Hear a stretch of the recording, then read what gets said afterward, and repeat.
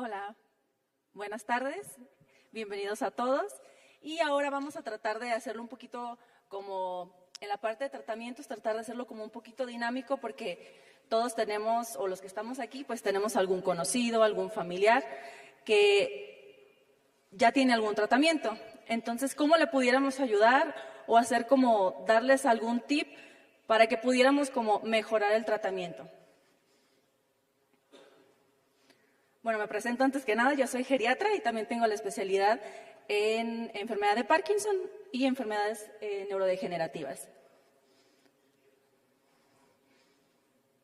Bueno, como ya lo mencionamos anteriormente, entonces la enfermedad se compone de síntomas motores, que ya lo vemos, el temblor, la rigidez, los movimientos lentos y todo lo demás que yo les digo a mis pacientes, lo que no vemos, que es la tristeza, el estreñimiento, todo lo demás que ya mencionamos, ¿no? Y eso también forma parte del tratamiento, que muchas veces como que damos como un mayor énfasis en el tratamiento de los síntomas motores, pero a veces lo que más afecta la calidad de vida del paciente son los síntomas no motores y a veces los dejamos en segundo plano, pero es importante poner mayor atención en esa parte. Sabemos que esta enfermedad es un trastorno neurodegenerativo, es multisistémico por esto mismo, porque no nada más es el movimiento, sino todos los demás síntomas que vamos a mencionar. Esto ya lo mencionamos, entonces son los síntomas relacionados al movimiento.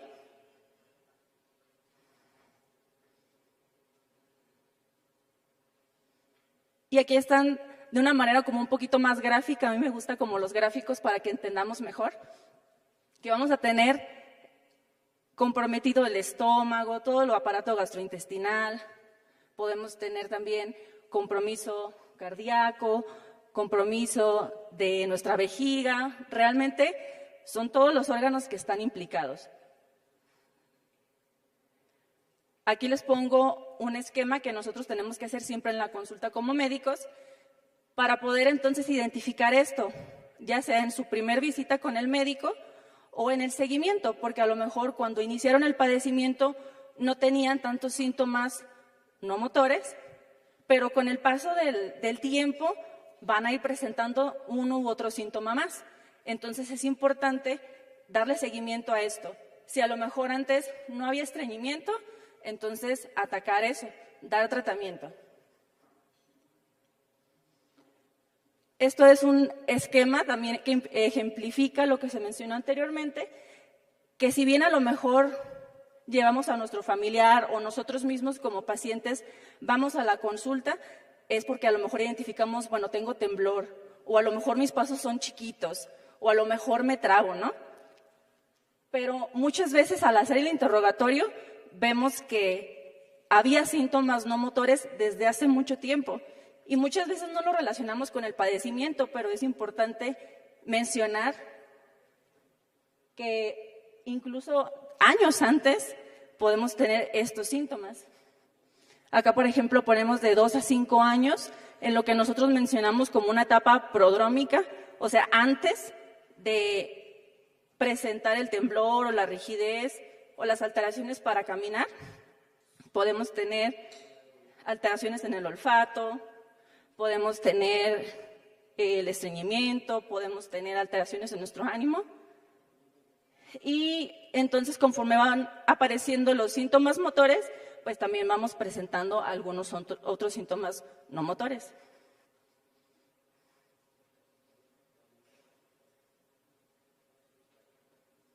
Y bueno, esto es importante recalcarlo, yo sé que muchos lo sabemos, pero el manejo de los síntomas debe individualizarse. El tratamiento para la enfermedad de Parkinson no es una receta de cocina. Cada paciente va a vivir su enfermedad de manera diferente, cada quien va a tener diferentes manifestaciones y por tanto debemos ajustar los tratamientos para cada paciente. Y la evaluación y las manifestaciones, como les digo, son diferentes en cada paciente.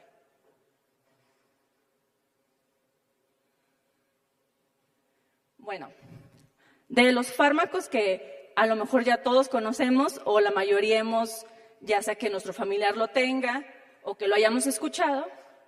Para los síntomas motores, el principal o el de elección es la levodopa. Es un fármaco que, como le digo, la mayoría conocemos. Aquí les pongo las diferentes presentaciones en las que lo podemos encontrar. Comúnmente o lo más fácil de encontrar aquí en México es en tableta, en vía oral. Y sabemos, o bueno, algo como que tenemos que puntualizar aquí, es que la levodopa, de los síntomas o manifestaciones motoras que tenemos, el temblor es el síntoma que menos responde al tratamiento.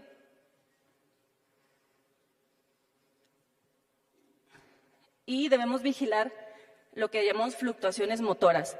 Nosotros nos tomamos la tabletita, al cuánto tiempo comienza a dar efecto, cuánto tiempo nos dura el efecto, y a lo mejor en el transcurso de la enfermedad vemos que a lo mejor ya no me dura 3 horas o 4 horas o 5 horas el efecto. Va variando conforme el tiempo. Y esto es importante porque tenemos que ver que hay algunas situaciones que van a afectar la absorción de la levodopa, que son estas 5 principales, y creo que son como puntos, como le digo, claves que debemos buscar cuando comenzamos a notar eso, que a lo mejor el efecto ya no es el mismo que antes. Entonces, una de las cosas principales, y que es parte de los síntomas no motores, es que podemos presentar estreñimiento. Podemos presentar también retraso en el vaciamiento de nuestro estómago. Como yo les digo a los pacientes, como tenemos lento el movimiento de los brazos o de nuestro caminar, va a estar el movimiento lento también en nuestro estómago, en nuestro intestino, y por eso podemos tener el vaciamiento de nuestro estómago más lento. También otro punto importante son los alimentos que van a estar cerca de las tomas de la levodopa.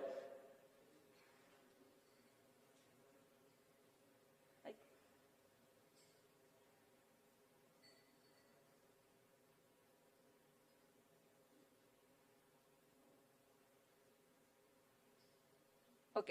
También lo que menciona SIBO es un sobrecrecimiento de bacterias en nuestro intestino.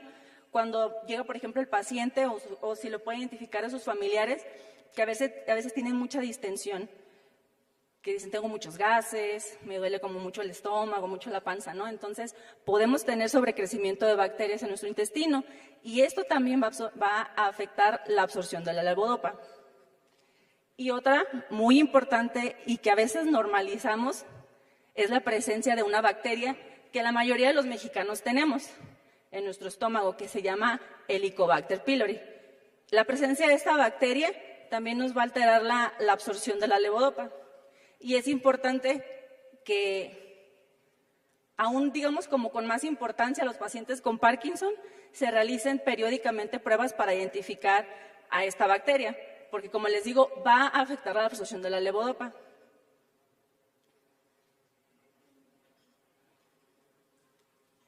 Hablando un poquito más del sobrecrecimiento bacteriano, realmente como de manera simplificada, es que este sobrecrecimiento de bacterias, como les digo, nos va a generar distensión abdominal, lo pueden manifestar como pues, flatulencias, eructos, y todo eso a veces como lo normalizamos, ¿no? De que a lo mejor no me cayó bien esta comida, pero la realidad es que pues, es importante y tratar este síntoma, porque puede ser esto lo que nos esté afectando la absorción de la levodopa.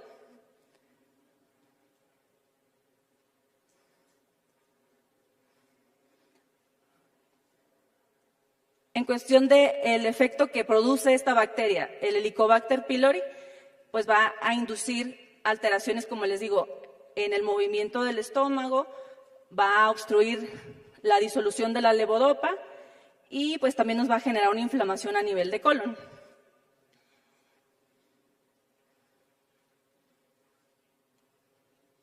Ok. De otros medicamentos que podemos mencionar y que a lo mejor muchos ya los identifican o a lo mejor en algún momento los tuvieron, son estos agonistas dopaminérgicos. Lo importante con estos fármacos es que producen efectos secundarios importantes. Entonces, es algo que también tenemos que identificar en la consulta. Si bien se siguen utilizando, pero sí es importante en las visitas preguntar sobre estos efectos secundarios, que es lo que viene en el primer punto, que es el trastorno de control de los impulsos, que por ejemplo comenzamos con el tratamiento con pramipexol y comenzamos por ejemplo con hipersexualidad, comenzamos a gastar más, empezamos con apuestas, empezamos con estas conductas que a lo mejor previamente no lo teníamos y a lo mejor no lo relacionamos con el medicamento, pero es importante, si lo identifican, mencionarlo en la consulta, porque también si es un efecto secundario muy grave, pues entonces nos obliga a modificar el fármaco. Además de algunos otros como somnolencia, alteraciones en la postura,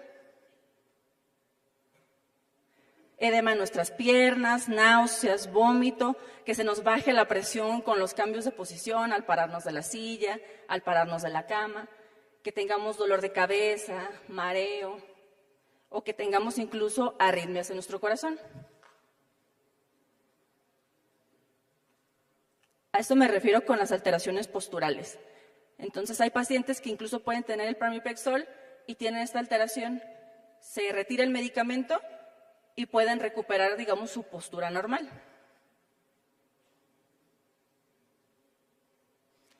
Algunos otros medicamentos que los llamamos como efecto potenciador.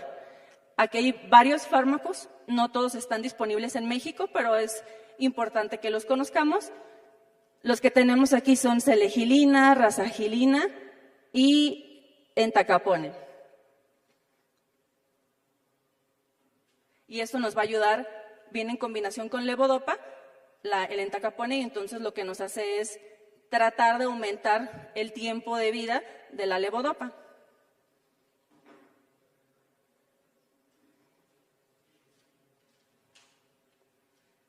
Y bueno, algunas otras formulaciones, como les mencionaba, la levodopa, que puede ser inhalada, infusión enteral continua, bomba subcutánea, que realmente pues no los tenemos en México, pero es importante que los conozcamos. Otros que a lo mejor también, otro de los tratamientos que a lo mejor se han preguntado si son candidatos o no, o en qué consisten, que han escuchado, bueno, la cirugía para el Parkinson, ¿no? Entonces, esto es lo que se refiere a esta cirugía, que es la implantación de unos electrodos en diferentes zonas del cerebro, dependiendo de cuál sea, digamos, el efecto que se quiera tener. Y este esquema me parece como que lo detalla de manera muy simple. Son 2 electrodos que van conectados como a un cable y van a, digamos, como si fuera un marcapasos que va debajo de la piel, o sea, no es como tal visible el metal, ¿no? Queda debajo de la piel como un marcapasos cardíaco.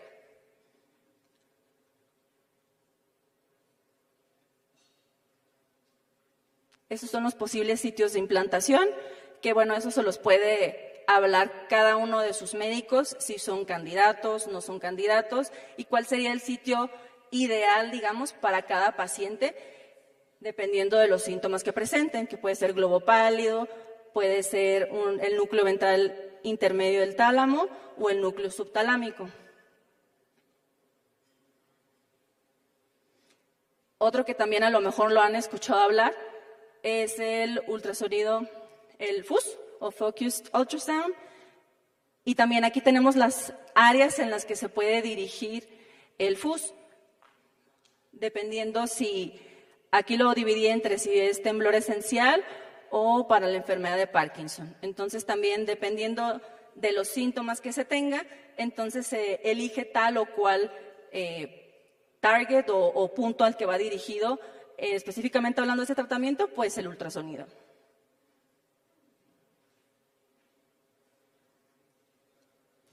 Y bueno, la ventaja o las diferencias entre la cirugía y el FUS, pues es que este procedimiento pues no se realizan o no se hacen perforaciones, ¿no? O sea, realmente es nada más el enfoque del ultrasonido.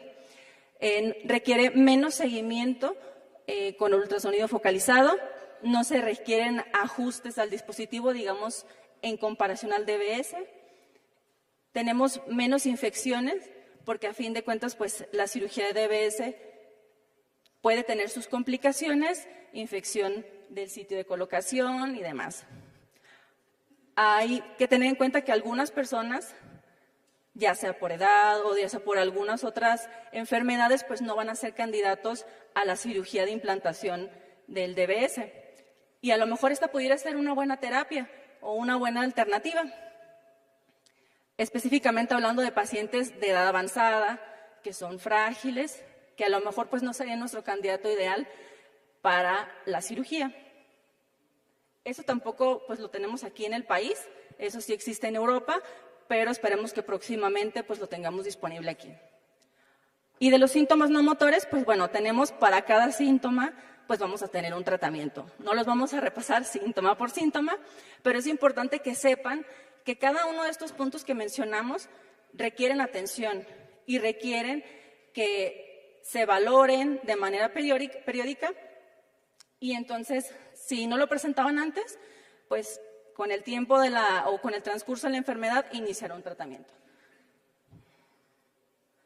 Para los síntomas cognitivos, pues podemos tener la memantina, rivastigmina, donepezilo. Tenemos antidepresivos. Si los pacientes que tienen Parkinson y que tienen depresión, es importante tratarlo, entonces se puede dar un antidepresivo. Igual hay algunos antidepresivos que nos pueden aumentar el temblor, hay algunos que no tanto, entonces pues eso se tiene que discutir pues con su médico. Algunos otros tratamientos son los antipsicóticos, los que digamos son más seguros o que no nos generarían una exacerbación de los síntomas del Parkinson. Podrían ser la clozapina y la quetiapina. Tenemos otro que se llama pimavanserina, pero no lo tenemos aquí en México. Y tenemos algunos otros fármacos que van dirigidos a esas alteraciones de la presión arterial. A veces con el tratamiento de la levodopa podemos tener presión arterial más baja o podemos tener estos cambios cuando nos paramos de la silla o de la cama y es importante también tratarlo porque afecta la calidad de vida.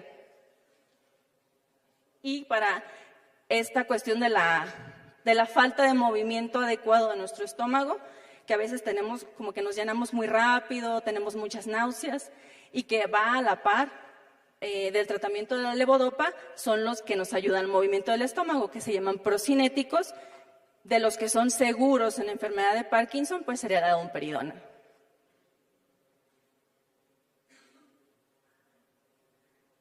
También tenemos otros síntomas, cuando tenemos mucha salivación, también se puede utilizar la toxina botulínica y esta toxina la podemos utilizar en varios escenarios. Lo que les digo de la salivación excesiva, cuando tenemos estas posturas que vemos del lado, bueno, sería su lado derecho, también es útil para tratar de relajar los músculos que tienen estas posturas. Y también cuando tenemos incontinencia, cuando tenemos una vejiga hiperactiva, también podemos inyectar toxina directamente en vejiga. Y algunos fármacos también para incontinencia, pues pudiéramos utilizar mirabegron o oxibutinina. También el Botox es útil para estas deformidades en las manos.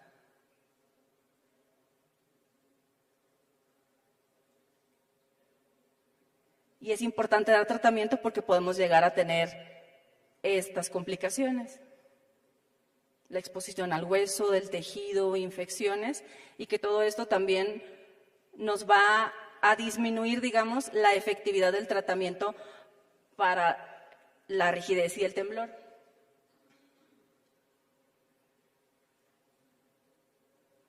También algunos de los otros usos de la toxina puede ser el dolor, alteraciones cervicales, estas alteraciones en la postura. Para todo eso también es útil la toxina.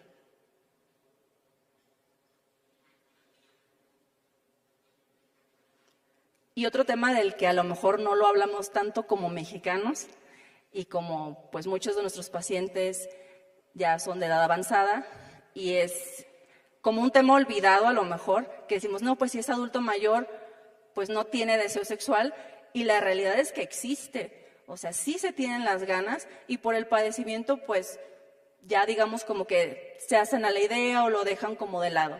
pero es una parte muy importante que hasta en nuestra edad avanzada es importante poner atención porque es parte de la calidad de vida. Entonces, para la disfunción sexual,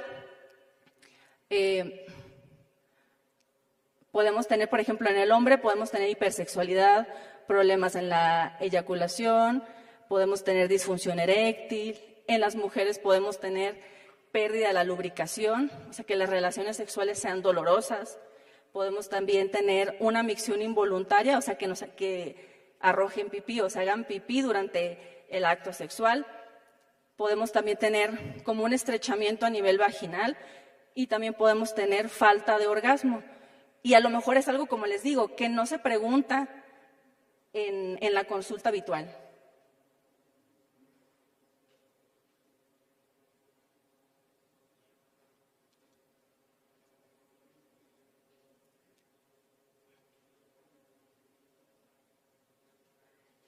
Y es un porcentaje muy alto de los pacientes que presentan disfunción eréctil. Se mencionan algunas literaturas del 54 hasta el 79%, pero esto es de que no a todos los pacientes se les preguntan, entonces incluso pudiera ser una cifra más alta.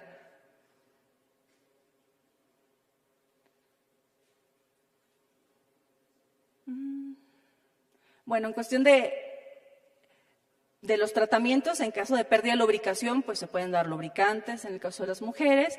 Cuando tenemos incontinencia de urgencia, pues serían más como medidas higiénicas, digamos, antes de hacer o tener relaciones, tratar de vaciar la vejiga para no tener esta micción involuntaria. Y para la eyaculación rápida o disfunción eréctil, tenemos diferentes tratamientos, pero también serán ajustados a las otras enfermedades, porque el paciente no nada más es enfermedad de Parkinson, sino pueden tener múltiples padecimientos y parte importante del tratamiento es ver el resto de medicamentos de los otros especialistas. A veces son los mismos tratamientos que están afectando el tratamiento para la enfermedad de Parkinson. Bueno, para la eyaculación rápida o disfunción eréctil tenemos el sildenafil, tadalafil o vardenafil.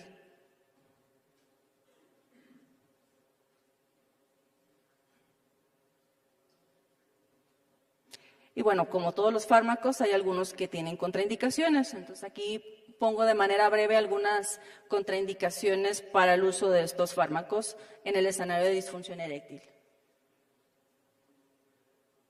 Y las complicaciones, pues priapismo, que sería una erección sostenida, dolorosa, que puede ser pues prolongada. Y bueno, la educación sexual, el asesoramiento y las sugerencias específicas, sobre todo de métodos terapéuticos, son importantes y esto tiene que ser proporcionados por el médico que los ve. El médico tratante es responsable de orientarlos. Entonces, si tienen dudas del ámbito que sea, es importante que las hagan al médico. Si él no las hace, entonces ustedes compartir todas sus inquietudes, porque como han visto a lo largo de esta plática, el Parkinson no nada más es temblor, rigidez, alteraciones para caminar, sino es un sinfín de síntomas que, como les digo, a veces no lo relacionamos con la enfermedad, pero la realidad es que a veces tienen más peso que la misma falta de movimiento. Y bueno, algo que quería agregar como para finalizar, que a lo mejor también se lo han preguntado o lo han leído, es el uso del cannabis. Todos hemos tenido algún familiar o algún conocido, ¿se puede utilizar, no se puede utilizar? La realidad es que hay bastante literatura al respecto, no con resultados concluyentes como para que uno como médico pudiera decir, sí, te recomiendo que utilices cannabis, porque los estudios que se han realizado realmente no han tenido como una muy buena metodología. A los que conocen sobre el cannabis saben que hay diferentes como especies de la planta y a la hora de hacer los estudios pues realmente no se toma mucho en cuenta. Entonces realmente ahorita en nuestras guías de tratamiento pues no estaría incluido el cannabis. Aquí les pongo algunos de los estudios. Algunos sí dicen, no, pues sí, realmente sí mejora los síntomas, pero no es concluyente como para nosotros determinar si es parte del tratamiento. Hasta el momento no.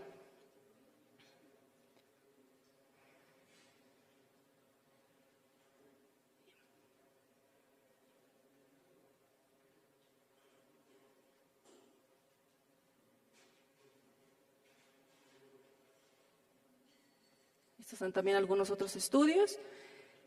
Y pues realmente no garantizan una traducción clínica exitosa. Si dicen que pueden funcionar, la realidad es que a la hora de llevarlos al campo de batalla, no podemos garantizar que sean efectivos. Entonces, quisiera concluir con estos 2 puntos. El tratamiento debe adecuarse a las necesidades no solo del paciente, sino de los familiares y los cuidadores, porque el paciente con enfermedad de Parkinson es dependiente por completo de su red de apoyo, y de su red de apoyo depende el éxito del tratamiento y que tenga una evolución mucho más llevadera, con mejor calidad. Y pues es importante también de manera temprana introducir un enfoque multidisciplinario. Como decía el doctor Rubén, no nada más el neurólogo, sino ya somos más personas las que estamos envueltas en el tratamiento, por esto mismo, porque son un sinfín de síntomas. Muchas gracias.